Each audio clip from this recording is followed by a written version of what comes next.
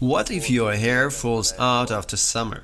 Don't forget to subscribe my channel, put likes if you like my videos and support what I do for you. You can also share this video with your friends so that more people will know about our community and that I'm collecting this information for you, as I think useful information. Also, if you have any new ideas about what I should talk about, write also in the comments. My personal contact is under the video and on my website, for those who need my help in choosing a doctor and the right clinic. So today we are going to talk about the hair loss after summer. Summer, fruit, sun, sea. What can be more helpful for our health besides an active lifestyle and proper diet? In summer, our body wakes up, enriched with vitamins. But it turns out that for our hair, in fact, summer is quite a big stress as well. That's why we need to pay a lot of attention to the protection of our hair and scalp during this summer season. First of all, is the scorching sun. It bleaches the hair, dries it, and of course, the very UV light itself is quite harmful to our body. On the one hand, it is vitamin D. On the other hand, the ultraviolet, which can also be a lot of different diseases and problems. So, it seems like summer has passed. You've been full of vitamins and sunbathing all summer, but in the autumn you find that your hair has started to fall out even more. You literally wash your hair and you see hair loss. This is the same for both women and men. So what to do and how do you get the hair structure back? In general, what actions should be taken? First of all, in the summer and in general at any time of the year, make it a habit to massage your head. Such a simple elementary procedure can sometimes be no less effective than the same minoxidil. Why? You massage the scalp with the pads of your fingers or a special massage comb or some massager and stimulate the blood flow. Blood to get exactly to the head so that there was no stagnation. And it is better to do all this, of course, than before washing your head and after. That is, as soon as you have time, you remember about it. When you watch TV, for example, do it. On even 5 minutes a day, it seems like such a small thing, but it's free and it really helps your head. It stimulates blood flow and helps your hair. Massage, above all, disperses the blood, oxygenates the cells.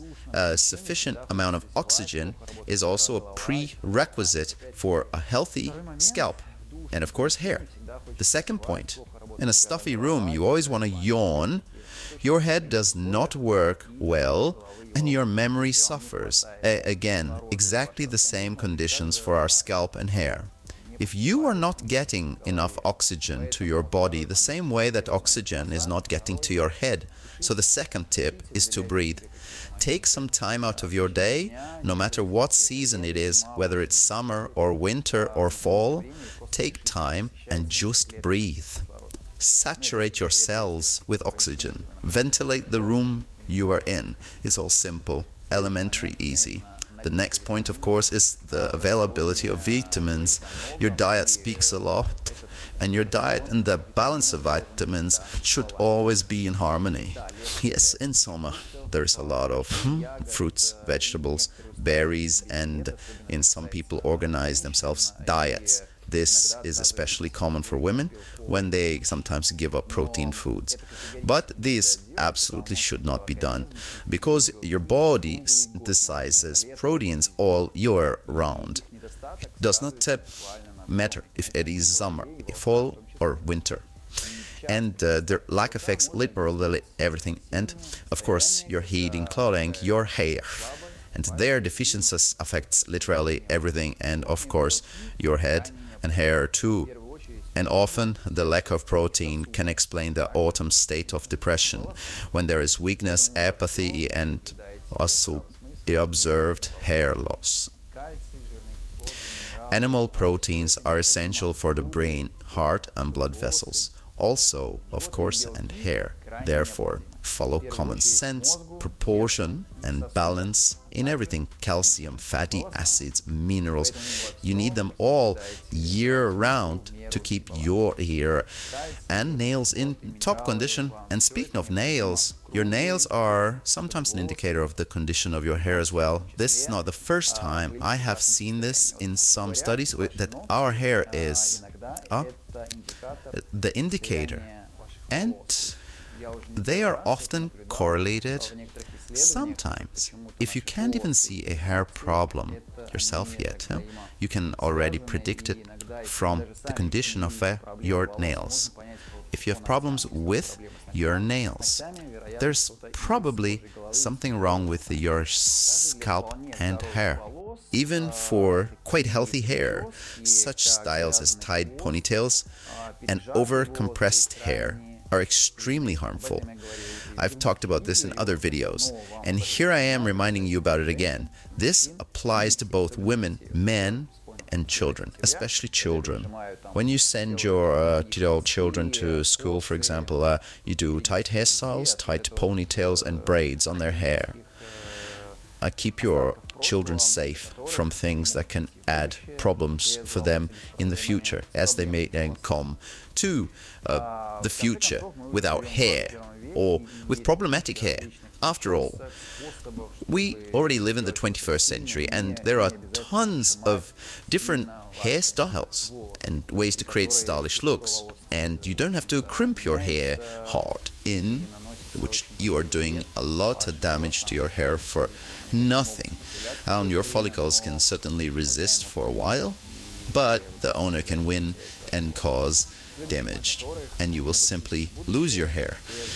The next point is the various aggressive products that you use as an exercise on your own hair. These are hot hair dryers and hair irons. This is often known to women who are flat ironing their hair, or when trying to dry their hair faster. This is straight up killing your hair. It's only a matter of time before your hair stops resisting and gets away from you.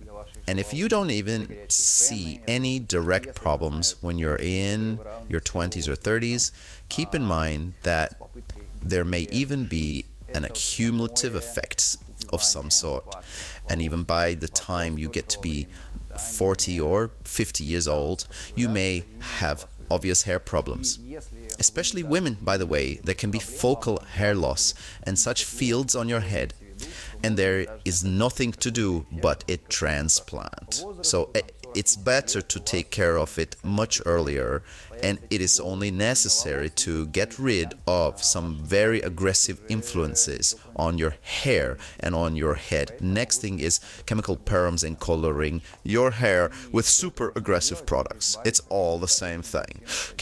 Try to say no. If you can't give it up, choose some at least less aggressive products that are less likely to traumatize your hair.